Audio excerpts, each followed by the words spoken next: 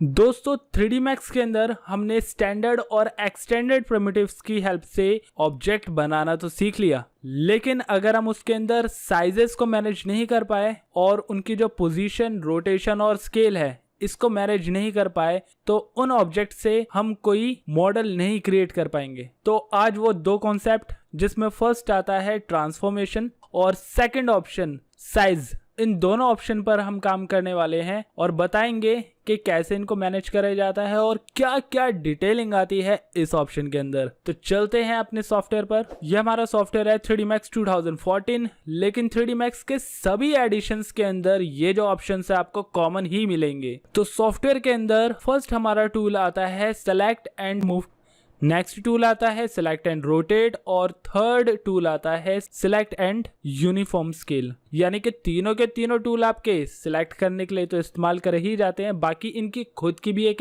Ability है। तो इसका प्रॉपरली इस्तेमाल कैसे करा जाता है मैं आपको दिखाता हूँ। फर्स्ट हमने यहाँ पे फॉर एग्जाम्पल एक ऑब्जेक्ट क्रिएट कर लिया और इसमें जो तीन पार्ट्स आपको दिखाई देंगे, जैसे फर्स्ट हमने मूव टूल यहाँ पे लिया हुआ है, इसकी भी एक शॉर्टकट कीज है, लेकिन शॉर्टकट कीज पर हम अभी नहीं, नेक्स्ट वीडियो में बात करेंगे। फर्स्ट इसके अंदर मूव टूल है जिसमें आपको 2 डायमेंशन में तो 2 एक्सेस दिखाई दे रहे होंगे, जिसमें फर्स्ट है एक्स और दूसरा है वाई, लेकिन थर्ड डायमेंशन यानी कि प्रोस्पेक्टिव व्यू के अंदर आपको एक्स वाई जेड 3 ऑप्शंस दिखाई देंगे। तो इसमें क्या क्या डिफरेंसेस है और आप इसको गेट कैसे कर पाओगे वो इस ऑप्शन के अंदर मैं आपको बताता हूं। यहाँ पर आप नीचे देखोगे तो X Y Z 3 amounts set करने के लिए मिल रही है। अब फॉर एग्जांपल बात करें हम एक्स की, तो एक्स होता है राइट हैंड साइड या लेफ्ट हैंड साइड में मूव करने के लिए। फॉर एग्जांपल कि अगर मैं यहाँ पर एक्स की अमाउंट 1 कर दूंगा तो मेरा ऑब्जेक्ट जो है वो हल्का सा राइट साइड में हो जाएगा, और अगर मैं एक्स की अमाउंट -1 लेकर जाऊंगा तो हल्का सा लेफ्ट हैंड साइड में हो जाएगा। देन इसे 0 कर देते हैं।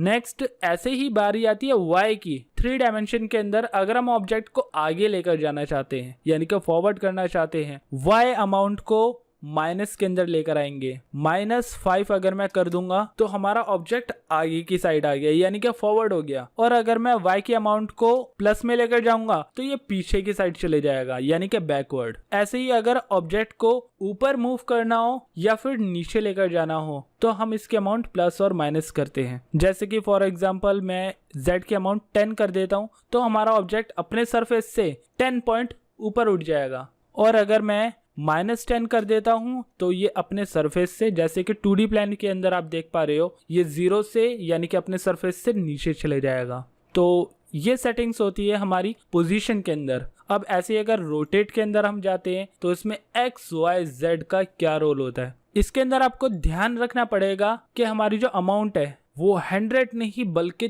360 पे वर्क करती है रोटेशन हमेशा। अब फॉर एग्जाम्पल कि मुझे अपने एक्स एक्सिस को 90 डिग्री लेफ्ट में या फिर राइट में रोटेट करना है तो हम एक्स अमाउंट का इस्तेमाल करेंगे। जैसे फर्स्ट मैं यहाँ पे दे देता हूँ 45, तो हमारा ऑब्जेक्ट जो है वो एक्स एक्सिस में एक डायरेक्शन पे रोटेट हो जाएगा। देन ऐसे ही अगर -45 कर दूंगा तो दूसरी डायमेंशन में एक्स एक्सिस में रोटेट हो जाएगा।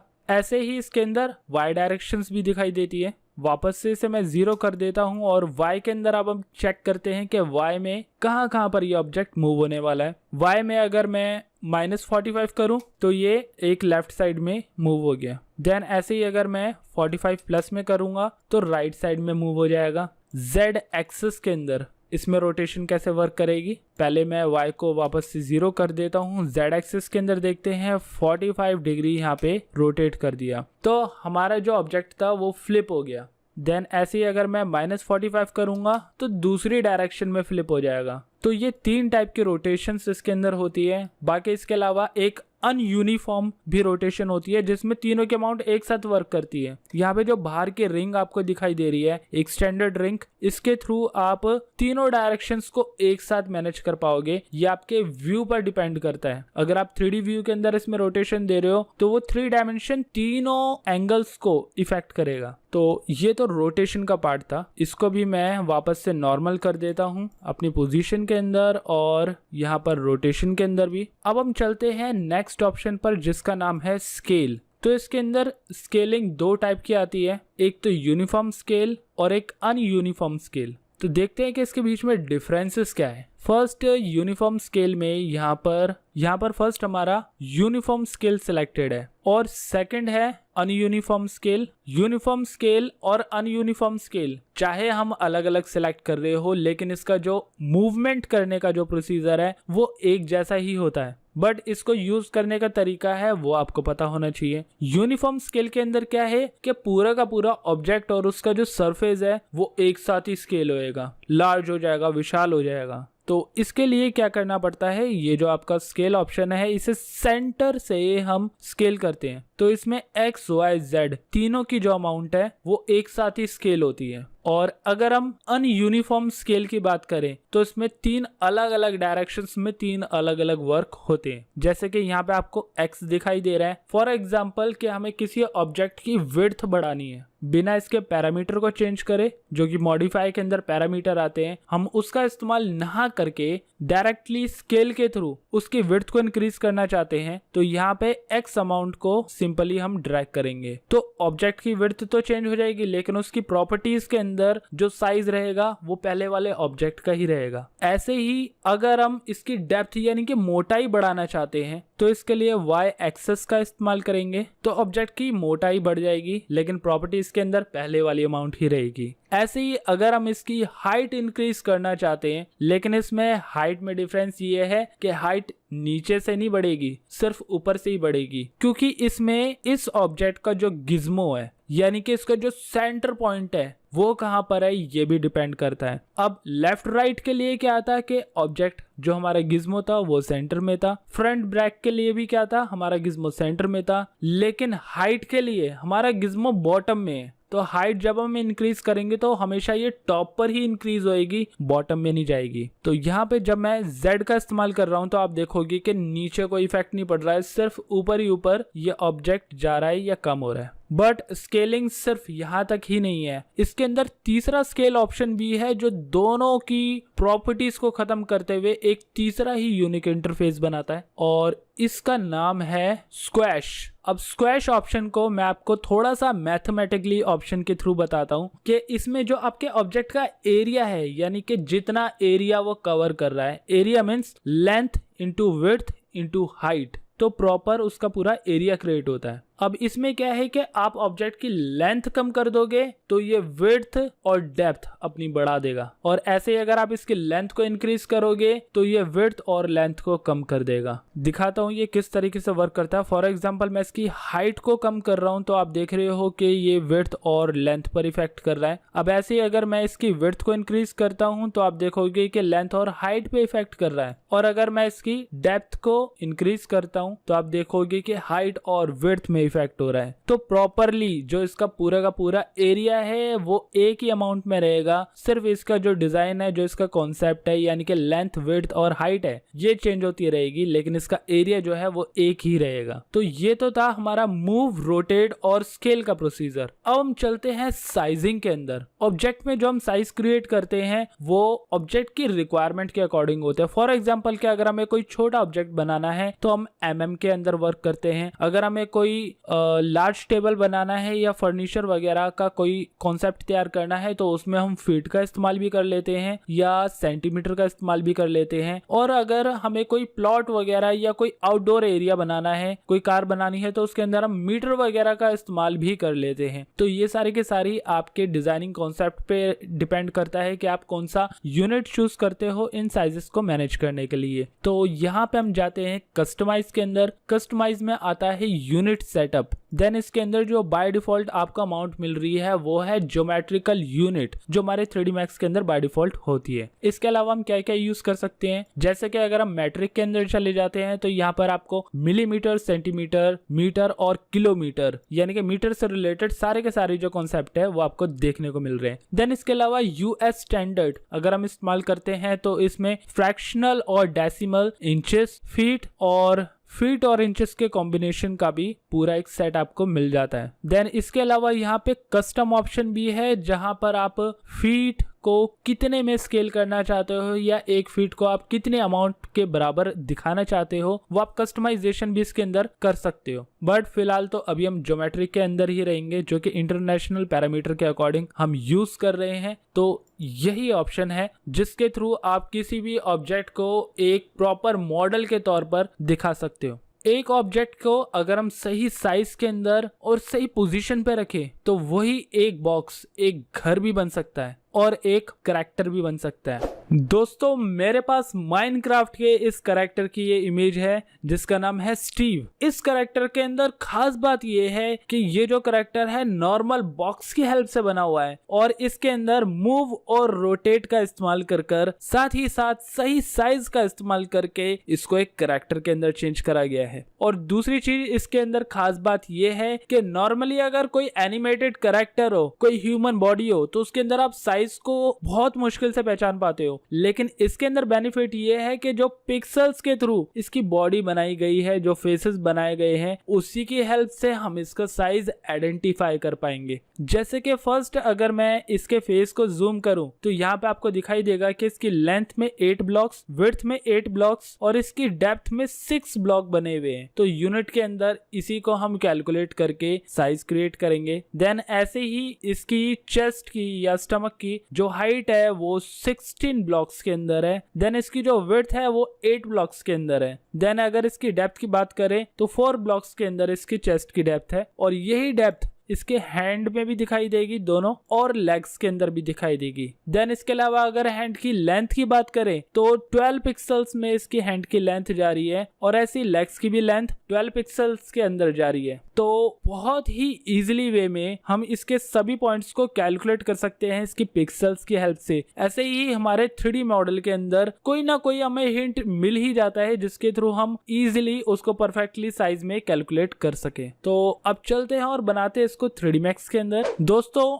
इसके लिए मैं यूज करने वाला हूं यूनिट्स के अंदर नॉर्मल ज्योमेट्रिकल यूनिट्स। तो सबसे पहले बॉक्स को लेता हूं मैं टॉप पर और इसका हेड बनाऊंगा। यहाँ पे मैंने बॉक्स क्रिएट कर दिया है। यूनिट के अंदर देखूं तो फर्स्ट इसकी लेंथ होनी चाहिए 6, विड्थ होनी चाहिए 8 और हाइट होनी चाहिए 8। तो ये फर्स्ट इसका जो हेड है वो क्रिएट हो चुका है। अभी जो मैंने आपको लास्ट क्लास के अंदर यूनिट्स बताए थे, सिर्फ उसी का इस्तेमाल करके हम इसकी पोजीशन, रोटेशन और स्केल सेट करने वाले हैं। तो आपको बिल्कुल भी परेशानी नहीं होगी इसको सेट करने के लिए। अब इसमें पोजीशन वगैरह अभी तो हम देखते हैं क्योंकि हम सारे कंपोनेंट पहले बना लेते हैं। नेक्स्ट इसका जो स्टमक एरिया है वो हम क्रिएट करते हैं, यानी कि चेस्ट का जो मिडिल पार्ट है वो क्रिएट करेंगे। इसके लिए एक बड़ा बॉक्स मैंने बना लिया है। इसकी लेंथ में रख लेता हूँ 4 पिक्सल्स, विड्थ में रख लेता हूँ इसमें 8 पिक्सल्स और हाइट रख लेता हूँ 16 पिक्सल्स। तो ये इसका चेस्ट का एरिया बन चुका है। देन इसके बाद नेक्स्ट लेग और हैंड दोनों के जो साइजेस थे वो इक्वल थे, इसलिए हम सिर्फ एक ही बॉक्स बनाएंगे जिसकी कॉपीज करके हम इसके हैंड और लेग दोनों को क्रिएट कर लेंगे। तो यहाँ पे एक का साइज हम रख लेते हैं 4, दूसरे का भी साइज 4 रख लेते हैं और तीसरे का साइज रख लेते हैं 12। तो ये 3 पार्ट हमारे बन चुके हैं। अब इसकी पोजीशंस की बात करें तो अभी मैनुअली मैं इसको पहले तो इधर उधर मूव कर देता हूँ, क्योंकि सबसे पहले जो शुरुआत है वो हम नीचे से करेंगे 0 से। तो यहाँ पे हैंड की पोजीशन आती है। अब हैंड की पोजीशन कैसे देनी है वो मैं आपको दिखाता हूँ। फर्स्ट हम x के अंदर अमाउंट रखेंगे 2।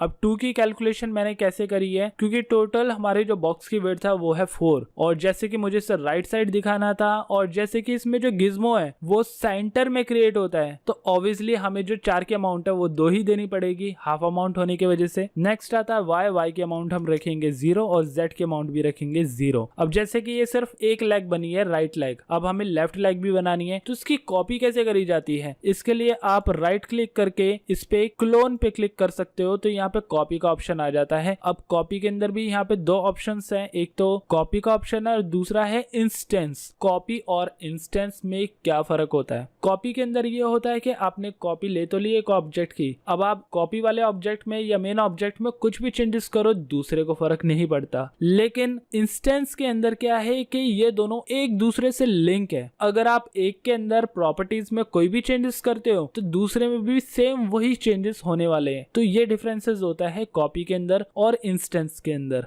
तो यहाँ पे मैं तो फिलहाल इंस्टेंस ही रखने वाला हूँ, क्योंकि इस बॉक्सेस की जो प्रॉपर्टीज है वो सेम ही रहेगी एक ही प्रॉपर्टी के अंदर। तो यहाँ पे मैंने इंस्टेंस पे ओके कर दिया है और मूव कर देता हूँ एक्स एक्सेस में। इसकी जो अमाउंट है वो मैं रखूंगा -1। तो अभी अगर मैं डीसिलेक्ट करूं तो आपको दिखाई देगा कि ये एक ही बॉक्स है, लेकिन जब मैं इस पे क्लिक करूंगा, इसको सिलेक्ट करूंगा, तब आपको दिखाई देगा कि ये दो सेपरेट बॉक्सेस हैं। बिल्कुल एक साथ टच होने की वजह से इसमें डिफरेंसेस का पता ही नहीं चल रहा है। अब नेक्स्ट इसके टॉप का पार्ट बनाते हैं। इसकी पोजीशन हमें क्या देनी होगी ताकि ये लेग के बिल्कुल ऊपर आए। इसके लिए एक्स की पोजीशन तो हमारी 0 रहेगी, क्योंकि ये जो पार्ट है बिल्कुल सेंटर में क्रिएट होएगा। वाई भी इसका 0 रहेगा। जेड इसकी अमाउंट 12 साइज से ऊपर रखनी होगी। तो यहाँ पे अमाउंट में 12 रख देता हूँ, तभी ये हमारे लेग्स के पार्ट के ऊपर क्रिएट होगा। अब ऐसे ही हम हैंड क्रिएट करते हैं। तो यहाँ पे मैं इसकी कॉपी कर लूंगा, इसे इंस्टेंस रहने देता हूँ और करता हूँ ऊपर मूव। अब मुझे क्या पोजीशन देनी चाहिए कि मैं प्रॉपरली इसको सेट कर पाऊँ। इसके लिए मैं यहाँ पे एक्स एक्सिस में पोजीशन दे देता हूँ 6, वाई में दे देता हूँ 0 और जेड में दे देता हूँ 16। लेकिन अब इसके अंदर एक चीज नोटिस करने वाली है, पैरों में भी और हाथ में भी। बल्कि अभी हमने अपना ऑब्जेक्ट कंप्लीट नहीं करा है, लेकिन आपको ये चेंजेस जरूर ध्यान में रखना होगा। अब अगर हम लेग को रोटेट करने की बात करते हैं तो हमें कहा जाना पड़ेगा रोटेट टूल के अंदर, और यहाँ पे रोटेट अगर हम करके देखें तो क्या ये लेग की तरह रोटेट हो रहा है? नहीं। तो इसके लिए सही प्रॉपर्टी क्या होनी चाहिए कि ये लेग की तरह रोटेट हो हमारे रोटेशन टूल के बाद। तो इसके लिए हमें क्या करना पड़ेगा, बॉक्स की एक ही प्रॉपर्टी चेंज करनी पड़ेगी। अब जैसे कि हमने इंस्टेंस अप्लाई करा हुआ है, तो एक प्रॉपर्टी चेंज करने पर चारों की प्रॉपर्टीज चेंज हो जाएगी। अब यहाँ पर हमें क्या करना है, मूव टूल के अंदर जाना है दोबारा से, और सबसे पहले मैं इस बॉक्स की पोजीशन को सेट कर लेता हूँ। तो यहाँ पे मैं जेड की पोजीशन रखूंगा 12। अब लेग तो ऊपर चला गया। देन मॉडिफाई के अंदर जाके इसकी जो हाइट है वो हाइट हम ऊपर की साइड क्रिएट नहीं करेंगे, नीचे की साइड क्रिएट करेंगे, ताकि इसका जो पिवट पॉइंट है वो लेग के जॉइंट पे ही क्रिएट हो। तो यहाँ पे मैं 12 की जगह पर -12 इसकी पोजीशन कर दूंगा। तो आपको दिखाई दे रहा होगा कि जो दूसरे बॉक्सेस थे वो अपनी सही पोजीशन पे नहीं है, लेकिन जिस ऑब्जेक्ट की मैंने प्रॉपर्टीज अभी सेट करी है वो अपनी सही पोजीशन पे आ चुका है। तो ऐसे ही नेक्स्ट ऑब्जेक्ट की भी जो जेड अमाउंट है वो मैं कर देता हूँ 12, और इस बॉक्स की जो पोजीशन है वो मैं डायरेक्टली यहाँ पे मूव करके देखता हूँ कि कितनी आनी चाहिए। यहाँ पे इसकी अमाउंट आ रही है 27.885 वगैरह वगैरह, जो भी अमाउंट हो, लेकिन ये 28 के लगभग मिलती जुलती है। तो मैं यहाँ पे एग्जैक्टली 28 अमाउंट डालूंगा ताकि हमारा ऑब्जेक्ट जो है वो लगभग नहीं बल्कि परफेक्ट अमाउंट पे क्रिएट हो। तो ऐसे ही अब मैं इसकी एक और कॉपी लेफ्ट हैंड साइड में मूव कर लूंगा और इसे भी इंस्टेंस रखूंगा। इसकी जो एक्स अमाउंट है वो मैं -6 कर देता हूँ। तो हैंड की भी पोजीशन अब परफेक्टली सेट हो चुकी है। अब बात करें अगर हेड की, तो इसमें जो जेड एक्सेस अमाउंट है वो हम रखेंगे लेग्स के अमाउंट प्लस जो इसका चेस्ट का या जो मिडल एरिया है प्लस उसकी अमाउंट। तो 16 + 12 कितनी अमाउंट हो गई? ऑब्वियसली 28। देन इसमें जो एक्स और वाई के अमाउंट है वो हम रखेंगे 0। अब इसके अंदर मैंने नंबर्स को स्विच करने का सही प्रोसीजर क्या है? जैसे फर्स्ट इसके अंदर एक्स वाई जेड की जो पोजीशन है वो आप फास्टली कैसे मूव कर सकते हो, क्योंकि अब अगर जैसे 1 बाय 1 इसके अंदर नंबर डालने लग गए तो हमें काफी सारा टाइम तो इसकी पोजीशन सेट करते करते ही लग जाएगा। इसमें सिंपल आपने नंबर टाइप करना है, देन टैब प्रेस करना है अपने कीबोर्ड के अंदर, देन फिर नंबर प्रेस करना है, देन फिर टैब प्रेस करना है और फिर नंबर। तो इस तरीके से इजीली आप फास्टली किसी भी ऑब्जेक्ट को मूव, रोटेट और स्केल कर सकते हो बहुत ही फास्टली नंबरिंग के साथ। तो यहाँ पे जैसे मैंने दोबारा से 0028 कर दिया। तो बस ये है कि आपको नंबर्स की नॉलेज होनी चाहिए। अब जैसे कि हमारे माइनक्राफ्ट कैरेक्टर के अंदर